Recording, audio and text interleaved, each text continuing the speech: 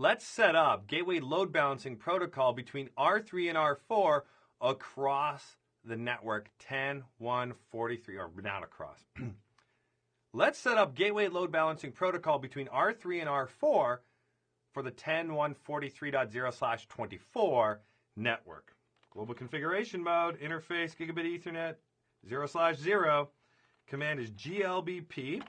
It's asking for a group number. Which group number should we choose? Well, when I configure HSRP or VRRP, especially for VLANs or subnets associated with VLANs, I use the VLAN number just to keep things straight for myself for documentation purposes.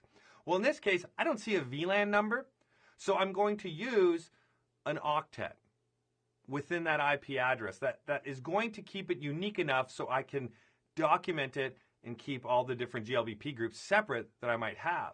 Well, in this case, I see 10.1.43.0. That 43 is pretty unique within my topology, so I'm going to use 43 as my group number in this case. But it doesn't have to be that way. You can do whatever you want. It's just the way I do it. GLBP 43 IP. What's the virtual IP address? 10.1.43. Let's think here. My IP address on R3 is 10.1.43.3. On R4, it's 10.1.43.4. You know, I want to show you what happens if you use the IP address that already exists on one of those router interfaces. There you go. Address cannot equal interface of IP address. You can't do it. It's not allowed. So, we're going to use 10.1.43.1 because it's not being utilized. Just give this a moment to cook and let's see what happens. I'm predicting, since no other device is currently configured, we will promote ourselves to the AVG. And we did, right there. We went from the speak state to the active state for group 43. But I also predict that we will become an active virtual forwarder as well, and there we go.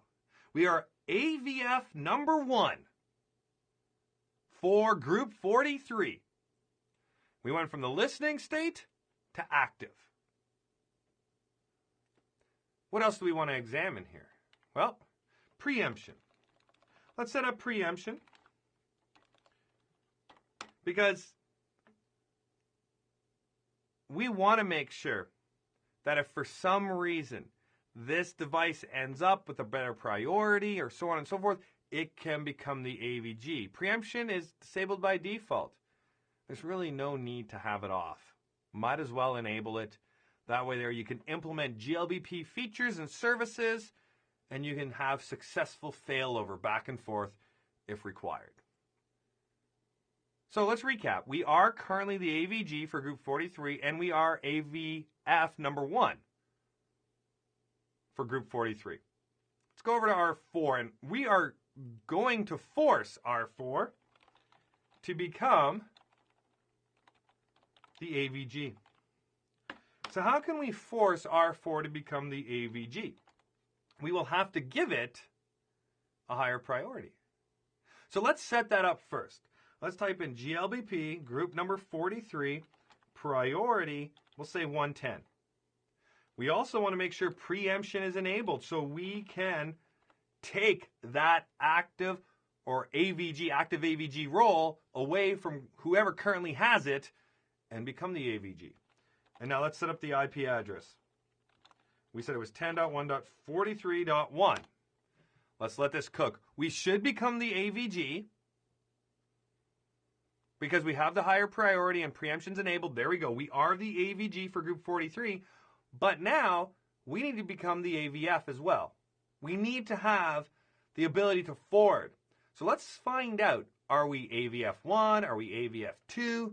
We should eventually get to an active state as an AVF as well. It's taking a little longer than I anticipated. Maybe it happened. Maybe we just missed the syslog message. I've seen that happen before as well. Let's see if anything showed up on R3. R3. Oh, look at this. It says here that R3 is...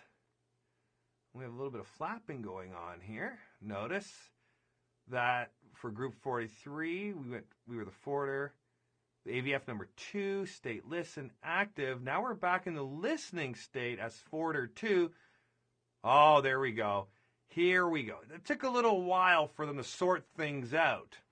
But notice how R4 is AVF number 2 for group 43, and R3 is AVF number 1 for group 43. It did go forwarding, as you can see, or active for group 2, but then, no, it went back to listen after the fact, once they sorted everything out between them. So with R4 becoming the new AVG, there's a little confusion going on, but everything sorted itself out in the end.